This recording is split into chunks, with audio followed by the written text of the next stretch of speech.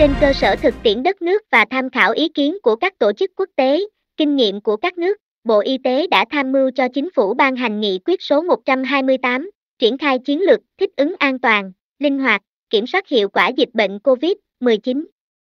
Theo đó, đại biểu Nguyễn Mạnh Cường, đại biểu Quốc hội tỉnh Quảng Bình, đưa câu hỏi cũng là băn khoăn chung của nhiều người dân tại các thành phố lớn, trong đó có Hà Nội về chính sách của một số địa phương bắt buộc đưa F1 đi cách ly tập trung, khi tiếp xúc với F0 trong thang máy chung cư trong thời gian ngắn mà không xem xét các trường hợp cụ thể như người đã tiêm đủ 2 mũi vaccine,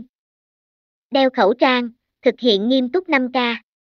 Việc này, theo đại biểu Nguyễn Mạnh Cường là gây lãng phí nguồn lực, tổn hại tinh thần, tiềm ẩn rủi ro lây nhiễm chéo, không phù hợp với tình hình thực tiễn hiện nay. Vậy, những trường hợp người đã tiêm đủ 2 mũi vaccine khi có tiếp xúc với F0, F1 trong thang máy thì có bị đưa đi cách ly tập trung không?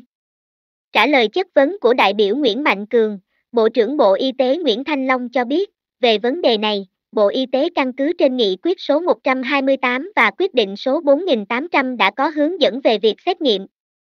cách ly những trường hợp đi từ vùng dịch trở về đối với các cấp độ 3 và 4 được phân ra nhiều quy định. Trả lời tại phiên chất vấn Quốc hội sáng ngày 10 tháng 11 năm 2021, Bộ trưởng Bộ Y tế Nguyễn Thanh Long nhấn mạnh, người đi cùng thang máy với F0 nhưng đã tiêm đủ 2 mũi vaccine không phải cách ly tập trung. Tuy nhiên tùy thuộc vào từng địa phương, từng mức độ, nhất là vấn đề đảm bảo an toàn phòng, chống dịch, mật độ dân cư, lượng người chưa tiêm vaccine thì cách ly một cách linh hoạt. Với những khu chung cư đông người, tỷ lệ tiêm chủng chưa cao buộc phải cách ly tập trung hoặc cách ly tại nhà. Thông qua trao đổi với thành phố Hà Nội, trong trường hợp như vậy thì không phải bắt buộc cách ly tập trung 14 ngày. Trong các hướng dẫn của Bộ Y tế đã nêu rất rõ, trường hợp như thế chỉ cần cách ly tại nhà 7 ngày. Vấn đề này cũng đề nghị các địa phương, Bộ Y tế đã có văn bản đưa ra các mức độ, tiêm 2 mũi thì như thế nào, tiêm 1 mũi thì như thế nào, chưa tiêm thì thế nào, người khỏi bệnh như thế nào thì mong các địa phương thống nhất áp dụng để đảm bảo thực hiện đồng bộ nghị quyết số 128 của Chính phủ. Bởi chúng ta chuyển sang trạng thái thích ứng an toàn và hiệu quả thì chúng ta phải quản lý rủi ro một cách tốt nhất trên bình diện chung.